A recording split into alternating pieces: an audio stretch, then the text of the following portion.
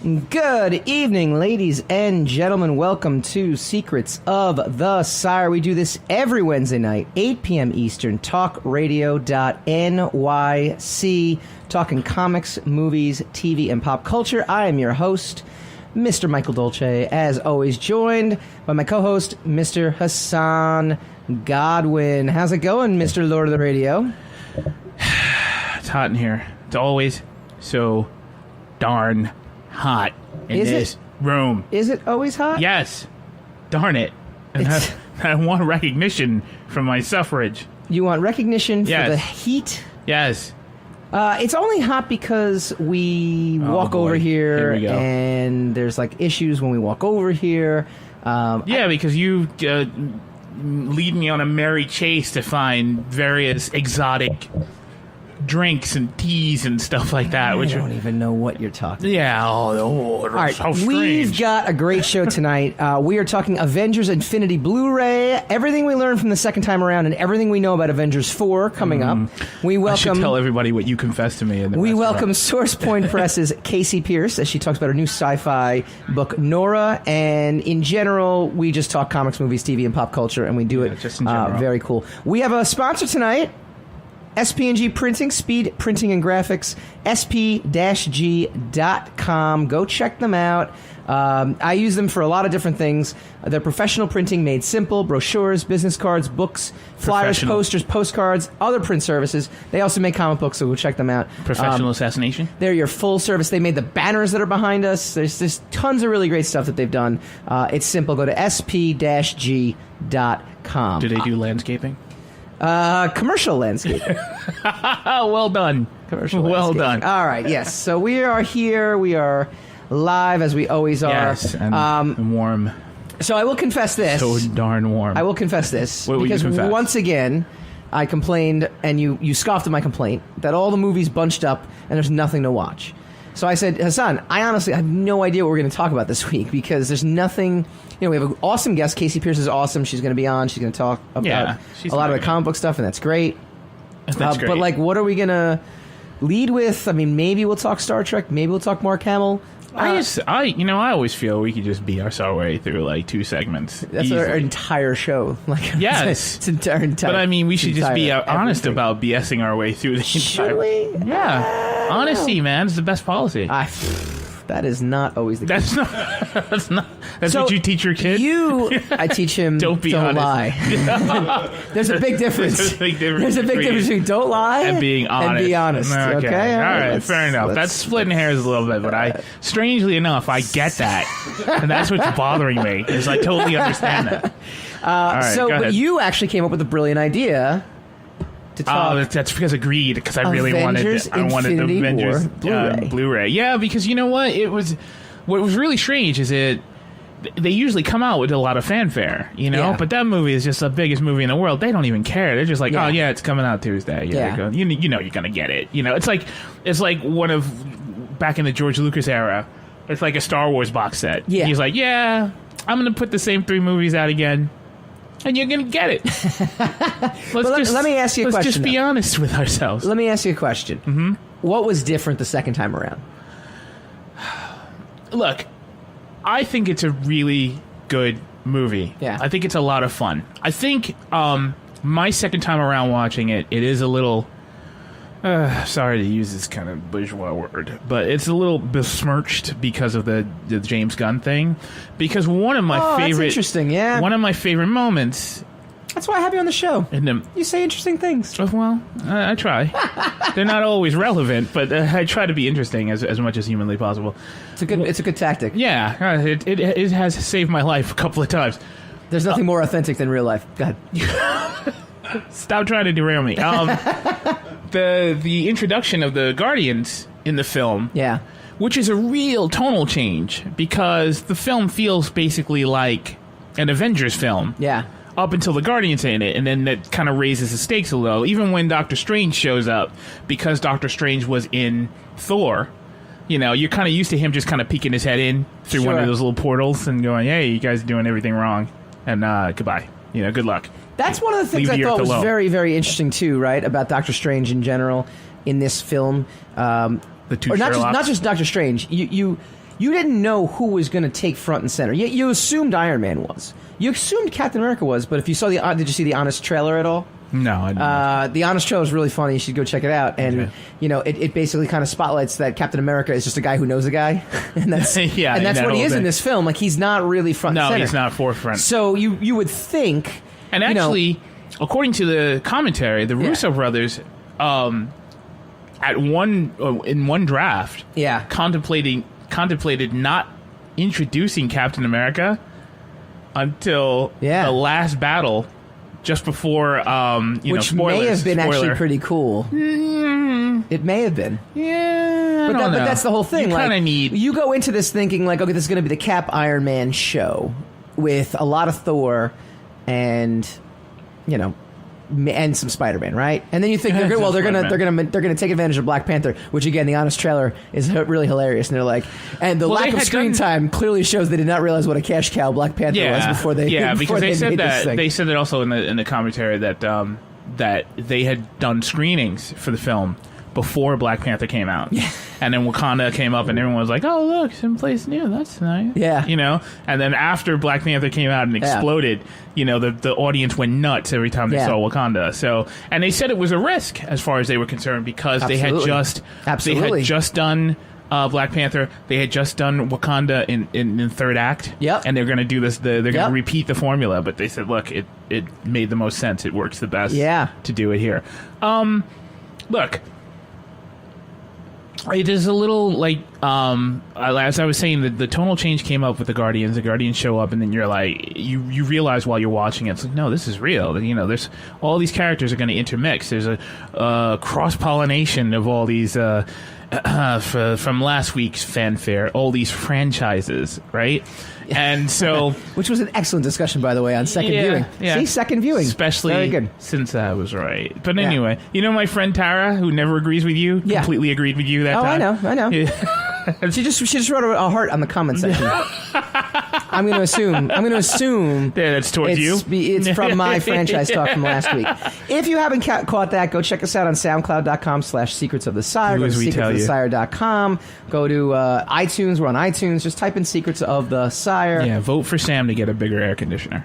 It's not bad, actually. This is a lot better than the old studio. It's terrible in here. It's a lot better than the old studio. Much better. All right. So we were talking over dinner before we had before we came here, and I likened my second time viewing to two movies, right? Wedding Crashers versus Anchorman. Oh boy. Okay, now, and everyone's going to sit there and, no, I came here to talk about Infinity War. Settle down, people. We're going to talk about Infinity War. There's people throwing like chairs. No, absolutely.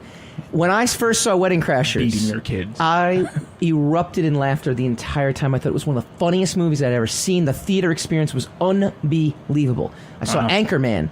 I go, it's pretty good. It's all right. All right. There was that scene where they all fight together. That's really funny. I watch Wedding Crashers again. None of the jokes, because the jokes only landed because I didn't see them coming. Right. Once I saw them coming, they weren't as funny. They're not as funny. Anchorman, meanwhile, I'm quoting lines 15 years after the fact right now. It works 65% of the time, every time. See, that's even Sam just laughed at that. So that's my barometer for Infinity, for any of these movies. Even your strange barometers. Second time around, we got to talk to whatever scientist is providing you with all that equipment for you to do your mathematical equation. It was my third grade science project. Yeah, it was like make a milk carton. I think your science teacher actually dropped out of science school before they gave him his job, and he was somebody's uncle. Fun fact that nobody asked for: my dad rues the day that I became an artist because he's a science nerd, and he's hoping my son. He's like, maybe my grandson will be into science. Maybe. Skip the generation because your math is. My math is fuzzy. Your math is. I don't think there's. I was going to say a little. It's funny. It's not fuzzy. It works in its essence. But it is funny math. All right. It is a little bit funny. We're going to talk about Infinity War, and we're talking about the Infinity War DVD. The Blu Ray. Sorry, not the DVD. Boy, don't get a DVD. I just dated myself. Oh, my God. I date myself. Do they even make those anymore? I have a couple of coasters that used to be DVDs. Yeah, I know. I don't even think they make Blu-rays anymore, to be honest with you. I mean, everything is just streamed now. I know. A year from now. But I refuse to stream because I know that the EMP is coming, and I would not be without my movies when the apocalypse shows up. That is a conversation for another day. No. Which will probably be next week, because I have nothing to talk about next week either. So we'll come up with something. All right. The second time viewing, I want to know, is this an Anchorman or is this a Wedding Crasher? So chime in on the Facebook feed if you're on facebook.com/Secrets of the Sire. If you're listening to us in the podcast, sorry, you can still actually go on the video and still chime in, and I'll respond. But what we did notice when we watched the Avengers Infinity War Blu-ray is that it ignores something very, very important. It ignores Avengers 4. Shouldn't it, though? This is according to ScreenCrush.com. The longer the Marvel Cinematic Universe has gone, the more it has codified a set of rules that each movie follows. Everyone ends with an animated credit sequence, each typically followed with a post-credit scene. Such and such will return. If you buy the Marvel Studios Blu-rays, you know every single one includes an exclusive look featurette about one of the next MCU movies. Okay? So the Iron Man 3 included a sneak peek of Thor. Thor Dark World featured a glimpse of Captain America Winter Soldier. The most recent one, Black Panther, showed footage from Ant-Man and Wasp. One might assume the Blu-ray might have an exclusive look at Avengers 4 or even Captain Marvel. It's got nothing. It's nothing. There's doesn't nothing. Need to. There is nothing. It doesn't exist. Everything about this Blu-ray does not show us anything about what's coming up next year. It doesn't need to. No? No. I mean, I guess it doesn't. It doesn't but need to because it's a monster. They know it's a monster. They don't need an incentive. They don't need to give you. They didn't even need to put special features on this. People are going to go grab it. I mean, oh my God. We are just 263 days before the release of the film, and we still don't even have a subtitle. We don't even have a title for Avengers 4. Yeah. We don't have a teaser. We don't have a trailer. We don't have a poster. What? We have no details whatsoever. So what? All you're going to do is eat on it, like feed on the little scraps they give you and just marinate on it and speculate for the entire 200 days that's left. And didn't anything from The Last Jedi teach us that is completely nonsense? Well, as opposed to Last Jedi, Marvel Studios is like, we don't hate our fans. We would like to give them things that they like to, and they think that they would enjoy. It's not even a matter of fan love or fan hate. I think it's I tend to skew a little more for the studios against the fans because I know I'm a fan, and I know I'm an entitled... I do know you're a fan, yes. I know I'm an entitled douche sometimes, and I'm like, I just want things to be my way. Bing? Yeah, no, it's not. It's not, but it's kind of like... Your name is halfway. It's a sideways spelling of your name. No, my name doesn't spell douche at all, Bing. Well, yeah, it does. See, it's a half-hearted Bing. It's a Bing. It's kind of like, it's maybe not. All right, Duce. So, see, that's not... But that's not... See, that's not even close to my name. It's close enough. It's like alliteration to my name. It's close enough. But that's why everyone, if my entire childhood, everyone called me Goodwin.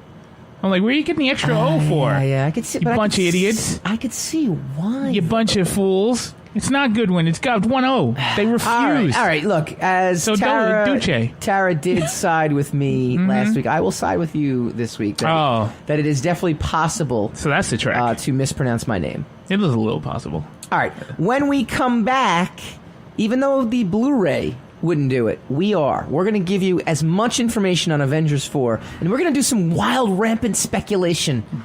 No, you are. I'm gonna alleviate you of the tension right now. You are. I'm not. Forever Night TV series yes. as well, too. I've never even heard of it. I have no idea what that is. You don't know No, I don't know Forever Night. Good Lord. I don't know. I used to watch other things, when I was a kid. Well, I'm sure that information is useful. Have you ever seen the movie Blown Away? Nicole Eggert and the other girl from something. She ended up on 90210. There was another girl on that? You're just making this weird now, man. Yeah. Secrets of the Sire.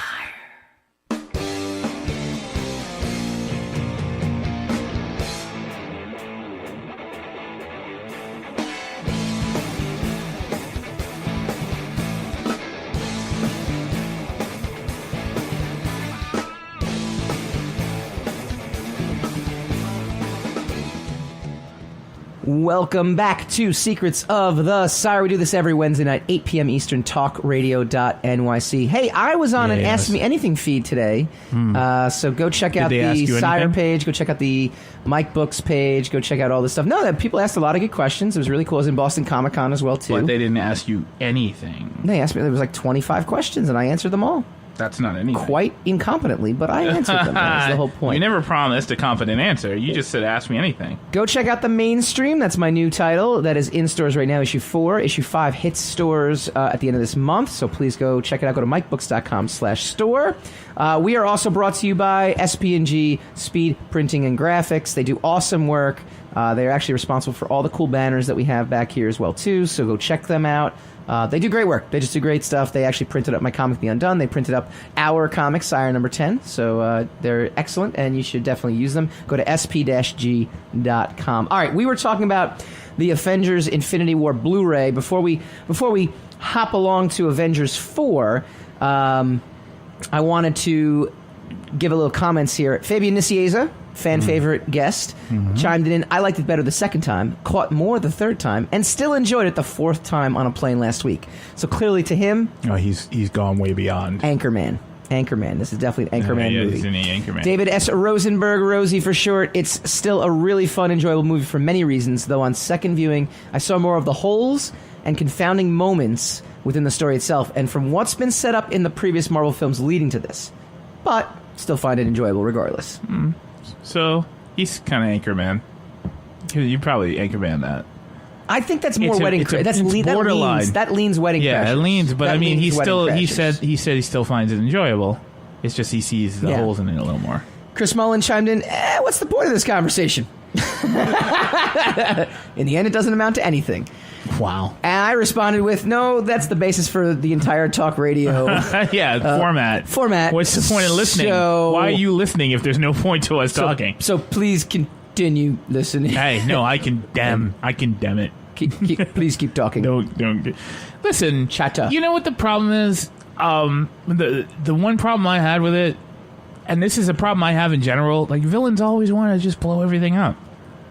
And it's like, we got to get past the villain wanting to blow everything up for whatever reason. Like the villain always has some kind of nuanced reason, and everybody always credits the villain for actually having a purpose. And I agree with you on that a lot. But stop blowing, if I destroy half the universe, then the other half will be saved. Well, right? The Infinity Gauntlet comic book series made sense because he was appealing to his love, which was the physical incarnation of death. That's what I'm talking about. Sometimes people do despicable things for completely stupid. But if you read Infinity Gauntlet, you realize Jim Starlin must have been on some kind of LSD when he was writing that whole series. It was the 70s. It was a wild, crazy time back then.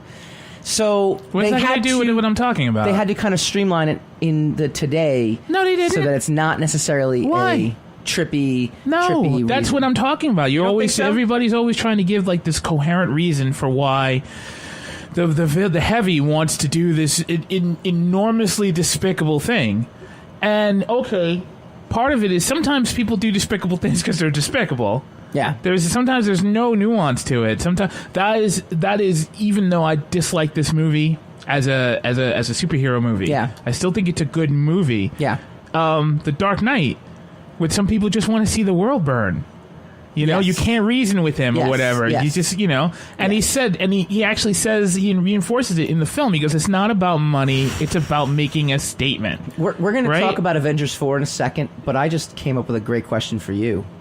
Thanos or Heath Ledger's Joker? Heath Ledger's Joker. Thanos would look, Josh Brolin was fantastic. That's tough, though. Come on. No. You really? I don't know. No, you know why? Why? All right. You know what? Let me tell you why. Today, all the villain has to do is be competent. Because we have so much incompetence surrounding us. All he has to do is be steadfast and stick by his guns and be able to say whatever his ideology is with conviction. Oof. I'm not kidding. Look at the villains we've had. We've got like Snoke and Kylo. These are terrible villains. You've got villains that are crabby, that complain and whine. Vader never complained or whine. But he was never about anything other than kind of this sketchy idea about order. He didn't have a deep-seated ideology that made you sympathetic with him. He was basically the heavy and loved being the heavy. Right. And we don't really have that now.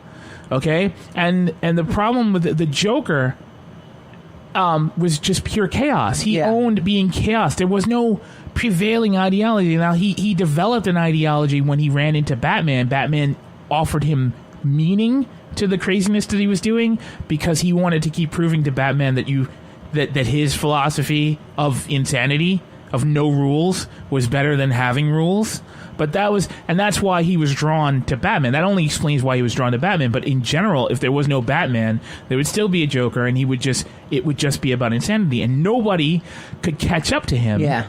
Because none of the other villains was being a villain for the sake of being a villain. Everyone was being dastardly for money or control or power or some kind of weakness ideology, and the Joker didn't have one, and that's why he was confounding them all. Okay, and that was the only really great thing about that film. Yeah.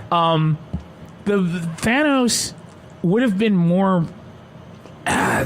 interesting. I think he would have been more terrifying if you didn't know why he was doing what he was doing.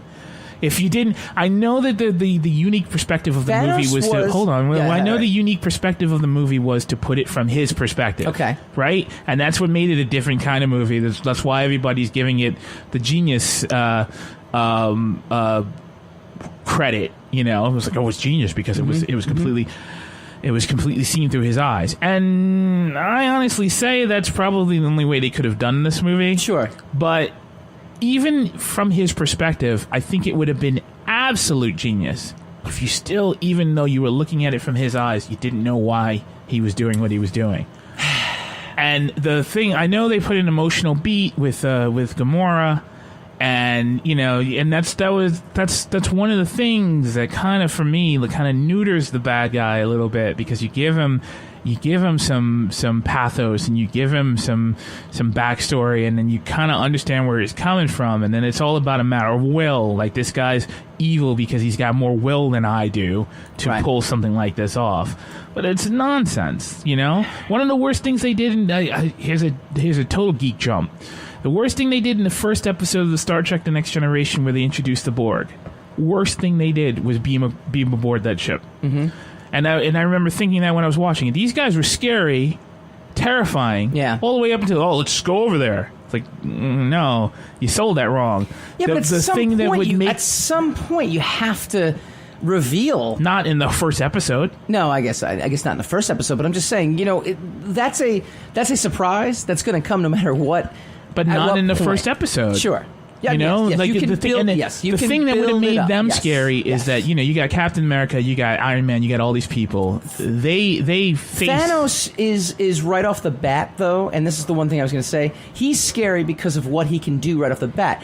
We actually lamented that Hulk in the first Avengers is like a secret weapon, and by Avengers 2, he's kind of like, okay, he's not as strong for some reason, and then by this movie, he basically gets his butt whipped. But any good story, the first thing you can do to beef up your villain is to put him up against your strongest hero and have him squash him. And that's what he did. He basically sent Hulk away for the entire movie. It's a big mistake that Man of Steel made. So, well, it wasn't... Man of Steel had Zod get beat by Jor-El. Yes, right, exactly, what kind of nonsense is that? Well, and that was my one flaw in Black Panther, right? Like, to me, Michonne, which I apologize for having to call her Michonne, but that's Dania Guerrero's character. She's the strongest one to me, and then Killmonger's even stronger than both of them. So to me, Black Panther is the weakest one, and I never got that leap of faith as to why he was going to be able to all of a sudden beat Killmonger. Killmonger can beat your strongest warrior. Your strongest warrior is Michonne. But I mean, I think the idea with that, and I'm not defending it, I understand what you're saying. I think the idea with that is that who had the heart, as opposed to it wasn't, and that's the same thing with Thanos. It's not Thanos is strong. Of course he's strong, right? But he's got this force of will. He's never going to quit, right? When that's fine, and that's great for a villain, but there's just the days are gone when the villain was just scary. You know, like, this guy is. I don't always want to identify with the villain. I don't want to know. I want him to be kind of nebulous and then, you know, eventually, yes, of course, reveal why the guy's doing this. You don't have to keep it a mystery the entire time because nuts like us are going to come around and go, "What the hell is he doing all that?" You know, but not the moment you meet him, the moment he's on his crusade. Yeah. Stop spending all this time explaining to us what his ideology is. Yeah. We don't need to know that. Yeah. We can be afraid. Yeah. You know? And that's, I mean, look, that doesn't ruin the movie. The movie is fine. The movie is perfect in and of itself. No, we were saying which one was a more but I mean, second viewing is powerful villain. It's like, yeah, Heath Ledger is a way more, and he's more charismatic. He's fun to watch. Sure. Eventually, after about a week, Josh Brolin would be all, you know, all speeches and epitaphs and oaths and stuff like that. Yeah. And he wouldn't, you know, after a while, you'd be like, okay. And the problem is, the more you flesh out that character, the minute he stubbed his toe or seemed a little human, you'd be like, no, you know, this guy's all talk. I want to hear what you guys think. You know, obviously, we're a call-in show, 877-480-4120. Heath Ledger's Joker or Thanos? We're reviewing the Avengers Infinity War Blu Ray. Really fast, though, I want to get into everything we know about Avengers 4, which, again, kind of got glossed over. We know nothing about this. Let's give a quick little rundown. I want to thank Polygon.com for this. Actual title of Avengers 4, we don't know. Okay? At once upon a time, it did have a name, but then they kind of walked back the title a little bit. It wasn't revealed, but they basically... The intention is we will change it. We just haven't come up with titles yet. The thing I heard was that if they told you what the title was, it would give away. It would ruin everything, yeah. All right. So, but isn't it going to ruin it at some point? All right. Yeah, that's true. Marvel Studios... I think they meant it would ruin Avengers 3. Kevin Feige has said the movie's title will be revealed towards the end of 2018. So we got 4 months to go, and then it'll come on. When's the first Avengers 4 trailer? Not entirely clear. Marvel sat out San Diego Comic-Con, which we talked about if you go back in our episodes. But we'll probably see a trailer at the same time as the title reveal. So I would imagine it's going to be the same. All right. When does it come out? It comes out May 3rd, 2019. Who is in Avengers 4? Well, that's going to be much speculated. Everybody who survived Avengers 3, theoretically. As is what might happen, which we will get into next. We've also got a great guest coming up, Kasey Pierce, which we'll get to as well when we return. They released the full trailer, and I got to tell you, all's forgiven, fun. Huh? All's forgiven. No, okay. That's how most Star Wars fans are like, "Woo, this is going to be great! I can't wait! You know, oh, awesome! I can't wait! I can wait." Secrets of the Sire.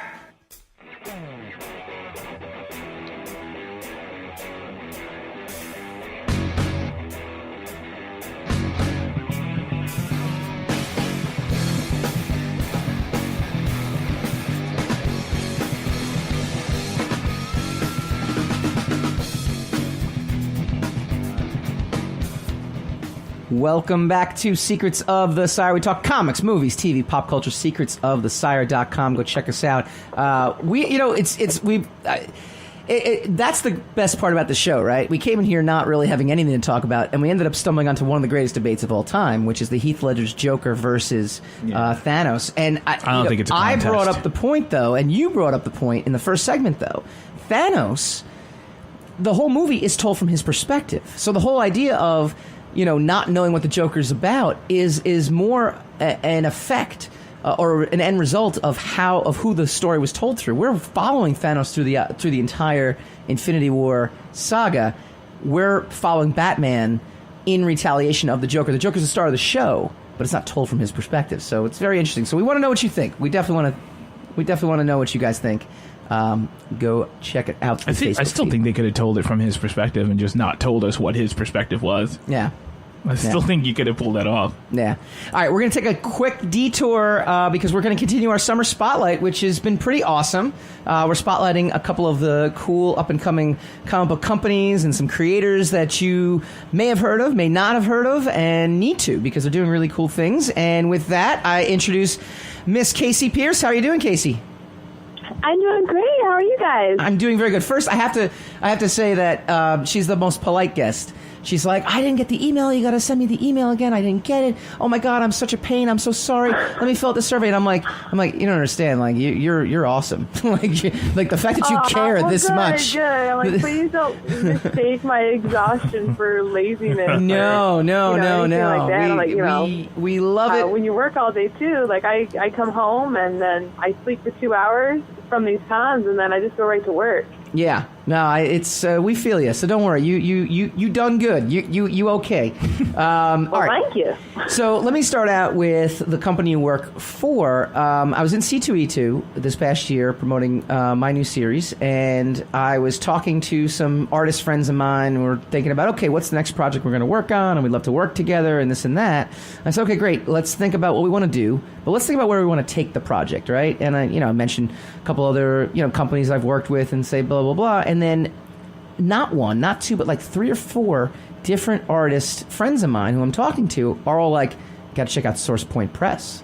And I'm like, I haven't heard of Source Point Press. Who's Source Point Press? So give our audience the rundown. Who is Source Point Press? Where did they come from? Because now all of a sudden I see them at every show. They had you had a great display in San Diego. You guys have been doing a lot of really cool things. Give us a little backstory on the company a little bit. Oh man, so I've been here since the beginning, so I am Grandma Source Point. But we are a force to be reckoned with. I mean, we just exploded in the past year. We started out in Midland, Michigan. Mm-hmm. It was original proprietors were Trico Ludkins and Joshua Werner, mm-hmm. and then Travis McIntyre had taken over as editor-in-chief, and that's when I had joined with my series, Norah. Mm-hmm. And from there, we have, we started out just primarily hard scope of sci-fi and horror. That's what we did. We did some pulp, but, books, prose, comics, what have you. And now we have creators as far as Vegas, Boston, international creators as well, Italy. Mm-hmm. And we have since moved into a multimedia company with our contract with Shoreline Entertainment. Cool. Shoreline is a film distributor, who works with like Paramount, Miramax, what have you. And one of our graphic novels, written by Mr. David Hayes, called Rotten Tail, was since turned into a film that was optioned through Shoreline, and it stars Corey Nemec from Parker Lewis, Can't Lose, and Stargate. So that became a huge thing for us in the past year, which got us to this multimedia status. Sure. And I myself do about 32 shows a year. Source Point altogether collectively does somewhere maybe close to 200. Wow. I mean, you guys are hitting the pavement. I mean, there's no question about it. All right, tell the audience about Norah. Norah, it is a 4-issue sci-fi saga. Norah has the ability to go inside your coma, either retrieve you from or help you cross over, but she obtained that ability while working in pathogenic development for the CIA, creating hellish viruses for means of biological warfare. So in each issue, you get a window into her dark past, and you'll start to piece together how she does what she does. See, I can tell that you're a professional, though. You have your log line down pat. There are so many times. I said it a few thousand times. No, but no. But that is, so I did like an Ask Me Anything session today, and people were asking me, like, what's some advice you can give? And I'm like, know your log line. Like literally, if someone was to just, like, stop you in an elevator and be like, real quick, what's your story about? Sire's about a superhero force by his own custom fight evil. Anytime you pitch to a publisher, and I say this in the marketing and branding panel too, it's a 5-minute job interview. Yeah. You have 5 minutes to hook me. 5? That's even longer. That's luxurious. It's like 30 seconds. You get 30 seconds. Right. Maybe less than that. I'm talking like Hollywood.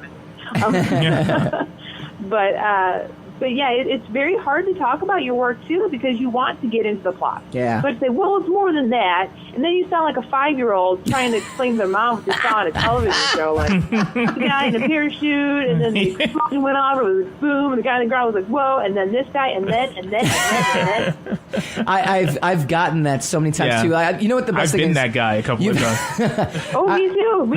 This took a long time to get this down pat. Now, 32 shows is definitely, that dwarfs me, but I definitely between Hassad and I, when we used to work at Wizard, we used to do all the conventions out there, and then just independently promoting our own stuff. I mean, we've done it, and we get the guy. It's always the guy, and they always come up to the table. And they're like, yeah, this really, how'd you get started? Because I have my own idea. Yeah. Great, what's it about? Well, It's always a guy, too. I said that specifically. Yeah. I had a really, really awesome female come up to the table this past weekend at Fan Expo Boston, and she specifically asked questions like, so how do you do this, and what do you recommend for this? And she's all business. Very, very all square business. But meanwhile, you get like the guy who's like he's got his like half a dozen comics in his hand already. Yeah. It's spilling out over onto your table. Yeah, at that he's point. all like sunburned because it's the first time he's been out of his and basement. he just thinks this is the moment. Like he's going to tell this story, and it's going to wow you to such an extent you're going to drop everything. It's going to do it. I love that. I love that because then you get some guys that are like, well, I don't want to tell you because I don't want you to steal it. Yeah, I never get that. No, wait. I never get that. People are like, please steal this. Please help me make this into something. I don't get too much detail, copyright and all that. Oh, boy. So you got nothing. Out of the air all of a sudden. I'm like, okay, wait a minute. You're going to tell me a story that's so great, so different that I cannot name off the top of my head 5 films or 5 books that it's in a similar vein as? Oh, shit. Let me write you a check right now. All right, this is the S word. I'm so sorry. Can I say that on the show? No, you can. Too late. You can. But the funny thing, we just, for anybody who has never seen the show before, we just bing that every time. Got one. Go ahead. Don't do it again. No, you can do it again. I'm just kidding. It's internet radio. I'm just kidding. It's for the kids. We don't have any kids. Yeah, sorry. I should have asked that before the show. I apologize. No, it's fine. It's fine. I just totally made your show so lowbrow. I apologize. No. You haven't listened to our show. You weren't listening at all. You just haven't listened to our show at all. Well, now I'm insulted. Lowbrow. No, go ahead. Keep going. Oh, yeah, but that's just it, right? So you've got these creators that are, too precious for this world that want to say, well, it's not like, because people say, Norah, it's selling Dreamscape. And I say, great, if you find that comparison, that's awesome. Yeah. Once you read the entire series, you will find that this is just like Starship Troopers, because to me, this is one big homage to Robert Heinlein. Mm-hmm. That's how marketers think, though. They think it's this plus this. They're constantly thinking of a comparison or a through line that will make. It's the easiest way to put an impression in someone's head, and that is the bottom line when you are pitching. Right. You want someone to walk away and go, I know what that movie is. I know what you're talking that about. story is. I've seen this, and that's good. That's a good thing. That's a good thing at the end of the day. Oh, absolutely. Because, look at films. You guys were just talking about films, and people want we do that on the show. And I complain myself. I shove up my glasses in disgust that they're remaking films from like 20, 30 years ago, but they know that audiences always want to play it safe. Yeah. They will go with what they know. Like, I know Ghostbusters. Yep. I'm going to go see that. Well, why not do that with comics? Even though we're not making the same thing, we're not doing a rehash. Right. We're saying, hey, if you like the X-Files, see Norah. Yeah. Right. Yeah, no, exactly. Now, you mentioned a seminar that you do throughout the Midwest for marketing and branding. It's called The New Landscape. Why don't you tell audiences a little bit about that? Yes, it's a panel that I offer. Sorry, I just heard my voice on feedback. That was weird. That's the worst when you have the echo. I call it the new landscape because it will always be the new landscape. There will always be something to contend with. And it is tough now. Comic-Cons are oversaturated. And you have what I like to call the Big Bang Theory fans that just want to come and walk the con floor and see what the nerds were doing. It's all on TV. And they have a right to be there. They do. Everyone has a right to be there. Everyone belongs at a Comic-Con. You can't bitch about that. You can't, you can't complain about cosplayers, any of that stuff. She caught it before we did. There's always going to be something to contend with. So when Funkos die out, there's going to be something else to take its place. Of course, When Big Bang Theory goes off the air, there's going to be another show to take its place within the next 5 years. I guarantee it, because everybody wants to belong. You can sell these people a comic book. You can sell stuff enthusiasts a comic book, and I want to help. I am someone who can move hundreds of comics in a weekend while most of my peers are struggling to sell 20. And that is what I try to help people do. Okay, so how much do you charge for your services? Yeah, can we hire you? Yeah, exactly. You're hired. Oh, sure. The whole panel is on YouTube. Oh, that's awesome. It was produced by the Comic Book Syndicate, and it's the New Landscape 101. Look for Kasey Pierce. Now, I apologize. My hair is horrendous because I tried to go blonde and then I dived it back. That's the first thing I'll notice. Like, well, I'm not watching this. What's with her hair? Oh, I know. Turn that off. Once again, I don't know if she's ever watched the show. 'Cause Yeah, between exactly. your bald head and my balding head, we don't have those issues. That girl looks out. One bobby pin too shy there. Everything she just said, the validity has been taken out. No, I love that kind of stuff. There's also no linear way into comics. No, there isn't. And I know you guys would agree. But let me ask you a question, though. I mean, do you... This is my frustration with Comic-Cons versus, online Comic-Cons, which is like the social media of just talking about this stuff. The people that complain the most, I feel like, about... people are not coming to the 21st century and this and that with comic books and comic book movies and this and that are people that don't go to a comic book store. My retailer will bitch, bing, and moan consistently because he's like, yeah, we see no traction from these movies. We don't get, but meanwhile, like, you have people are like, oh yeah, this movie, this character's got to be this way, and it's like, well, you don't read the comics, like, you don't. I don't know. I have a frustration because you can sell them at conventions, but they still won't walk into a comic book store after. Is there anything you can think of that will remedy that? It's all about the genuine one-on-one creator meeting experience, and we have to remember that that's why people flock to Comic-Cons in the first place, and that makes all the difference.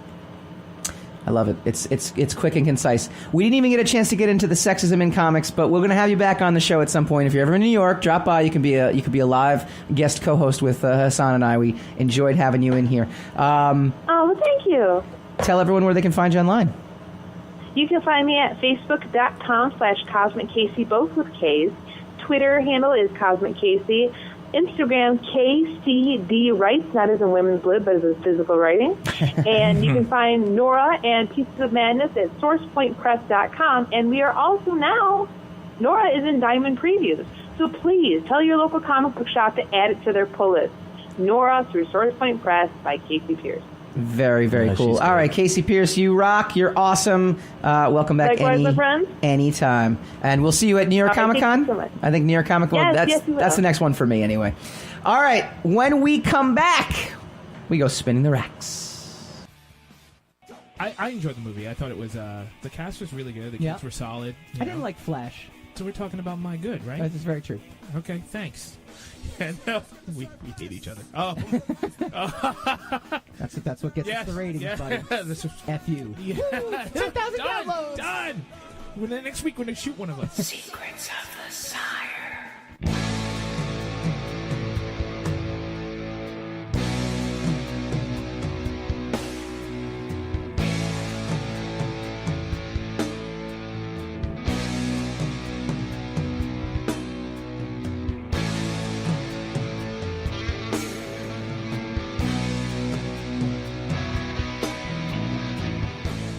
Welcome back to Secrets of the Sire. I want to thank our guest, Miss Kasey Pierce. She does a great job, so go check her out. Go check out SourcePoint Press on Twitter. They're doing some really cool things.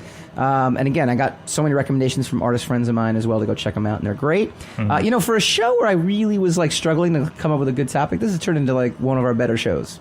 I think it's the fact that we rushed out of the restaurant to finish dinner as quick as possible to make it here on time. I don't agree. We talked about a lot tonight. We talked about Infinity War. We reviewed the Blu Ray. Talked about what you might have missed the second time around. We talked briefly about Avengers 4, which we'll get back into in a second. There's nothing to talk about. Brian Everham, though, said, I thought Anchorman was better the second time I saw it. I agree about Wedding Crashers. First time I saw it in theater, it was one of the funniest movies ever. Second time I saw it, did enjoy it. I remember Wedding Crashers. Is that the Adam Sandler? No. That's the Vince Vaughn, Owen Wilson vehicle. Oh. With Isla Fisher. Oh. The very, very attractive Isla Fisher in that movie. Not to be confused with Amy Adams. No, but I could see why you do that. A lot of people do that. Wow. A lot of people do that. And I think it's Isla. I think that's how you pronounce her name. Is it Gal Gadot? No. It is Gal Gadot, actually. I thought it was Gal Gadot. No. There's Gal Gadot. I got corrected by some Jewish man in an elevator So what does he know? she's Israeli. That doesn't mean he knows anything. I will take his word for it. All right, real quick before we get into spinning the racks, we did talk about what might happen in the movie. For anybody who hasn't read Infinity Gauntlet, I'll skip this actually. We'll skip it. We'll save it. We're going to save this for our Avengers 4 Untitled Avengers movie run-up when we get there later. But you can actually go and buy Infinity Gauntlet and read the book, and then you'll know what happened, Nebula. All right, so this is... what a jerk.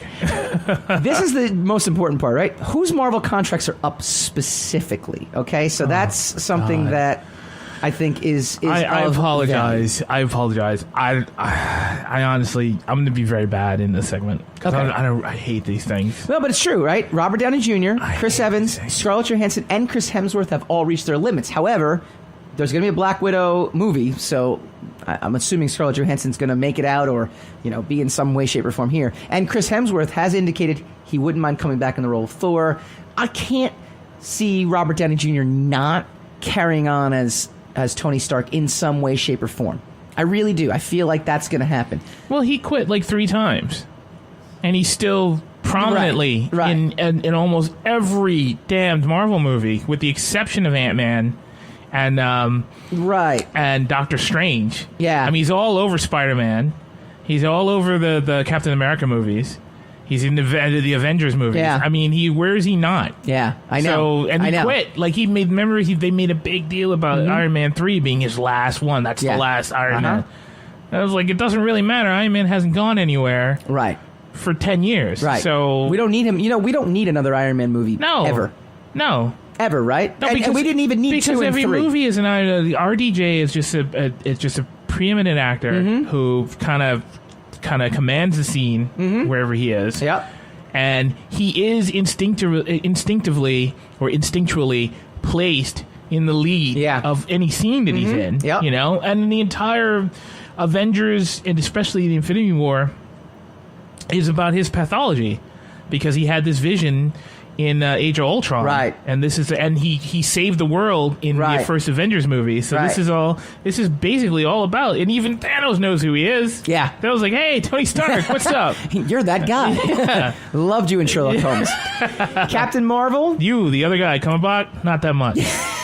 You, Downey Jr., you're the one. Captain Marvel premieres in 2019. It's March 8th, 2019. So we know that's coming, and we know it's set in the 90s. So again, that's not going to give us any clues. Untitled go back to Avengers the 90s. Infinity. We are in the 90s. We are I miss reliving the 90s. No, we're not. All over again. Yeah, Not, oh, yeah. Not Oh, the yeah. good parts. No, but I mean, I'm telling you, Yeah, we are. I don't want to go into that, It's but crazy. I mean, yeah. No, I want to go back to Spider-Man. If we had music like in the 90s, I'd feel a little better. But Well, if you're into EDM, we are. no, We are. Spider-Man Far From Home comes out next July 4th weekend. which is so odd because he's dead. Oh, yes. What are they going to do?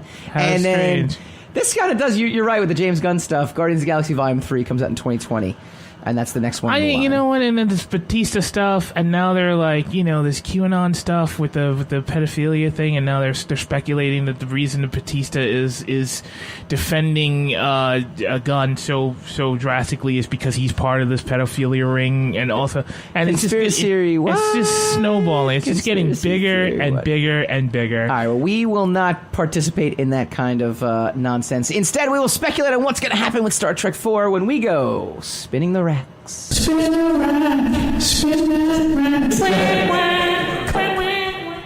So, hey, we got a really cool spin the racks graphic now. See, I was busy. I was busy this whole week.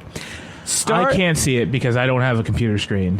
So you're wasting time. See it on the replay. You're wasting It's very time. exciting. Star Trek 4, Chris Pine and Chris Hemsworth drop out of the film. What a shame. This is according to The Independent. Actually, it's according to Hollywood Reporter. States that both actors have walked away after failing to come to an agreement with Paramount and Skydance Media. Basically, the long and short of it is they have a contract for a certain amount of money, and then Paramount's like, the last movie didn't do as well, so we kind of want to skim the budget a little bit. Can you take a pay cut? And they're like, no, you're going to pay us what we're under contract for. So they are technically under contract, but not coming back. Shame. No, you're not a big fan of Star Trek movies? Nope. Really? Yeah. Ah, They're not Star Trek movies, in my opinion. okay, all They're right. really they're great action adventure movies All right. set in outer space, but they're terrible Star Trek movies. All right. And I say that while also saying that I don't mind Chris Pine, and I don't mind Zachary Quinto, and I don't mind Hemsworth, and I don't mind those characters. I don't mind a good segue. Okay. Star Trek Discovery casts its Spock. So apparently Spock is going to be in the new Star Trek Discovery series. It's not new anymore, but it's the streaming series. The CBS All Access drama will introduce the iconic character, this time played by Ethan Peck, in its sophomore run. So now we have 3 Spocks, essentially. We have Leonard Nimoy version, we have the Zachary Quinto version, and now we have the Ethan Peck version. Ethan Peck has been tapped to take on the iconic role and will play the half human, half Vulcan science we got officer. 3 Pikes also. We got 3 Sareks. We got, you know, I mean... No, it was only two Kirks, right? 2 Kirks? Yeah, I said 3 3 Pikes. I know. 3 Sareks. You know, when you keep making incarnations of the past, you're going to have to keep, recasting these At what point does characters. Avatar technology take over and we can just watch Harrison Ford as Indiana Jones forever? I don't know. Whenever I'm dead, hopefully. I don't think so. That's next week? No. You're going to be dead next week? Who's going to co-host the show? Possible. Who's going to come up with a topic Very next possible. week? I'm gonna You'll find someone to fill it. All right. Look at come on, man. Look what they did with Peter Cushing, and everybody had a heart attack, and then they made they made Jeff Bridges young and Tron, awesome. and people wanted to.